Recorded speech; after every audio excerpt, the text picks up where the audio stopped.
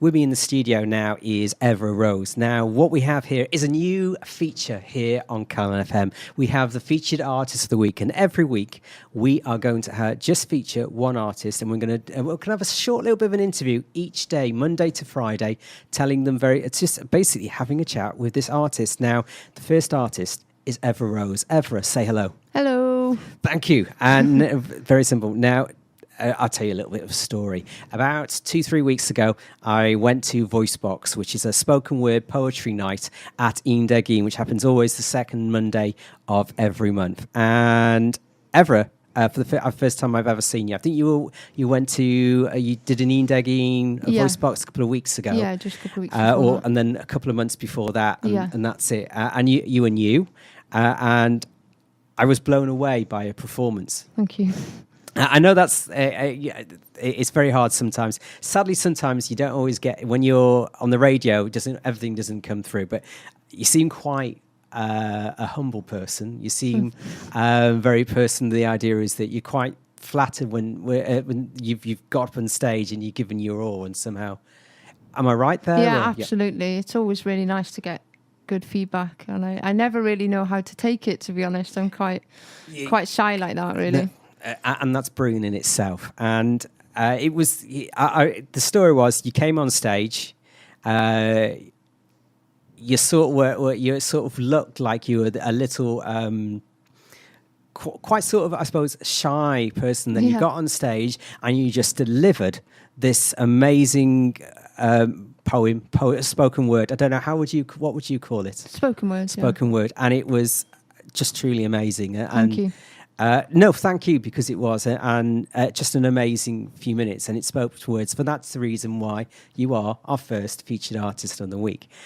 So I have to ask, where have you been? Because the spoken word Voicebox has been going for like 3 years now. Yeah. There's other events as well around town, but this is the first event I've seen you at. So where have you been? What's the story? Why? Well, I've been writing for a very long time, since I was around 8 years old, and it's something I kind of did as a hobby, really.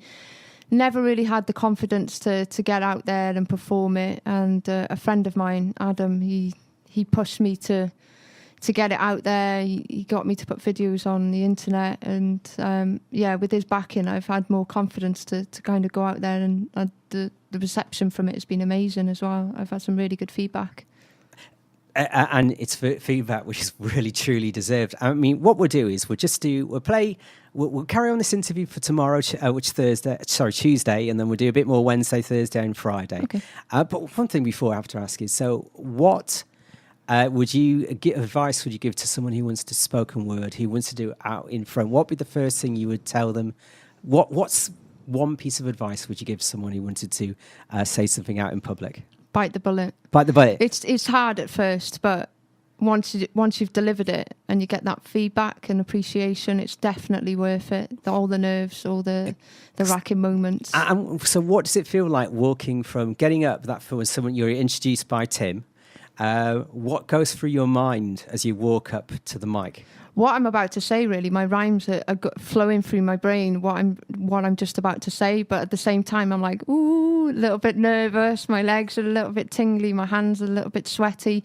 But when you're delivering it, it takes you to a different place, it really does. So to anybody that wants to do it, definitely go out there and get it done. Okay, so we'll do your first one now. So please introduce it, My Nurse. Introduce it for the public. So this is my first piece of spoken word, and this is My Nurse. She's ill. Again. She sniffles as she walks through the door at 10 p.m. and her energy and resources are completely spent. Another 50-hour week. I see exhaustion in her eyes as she starts to weep. Because she's lost another one. They're told they're not to feel emotion because it's favoritism.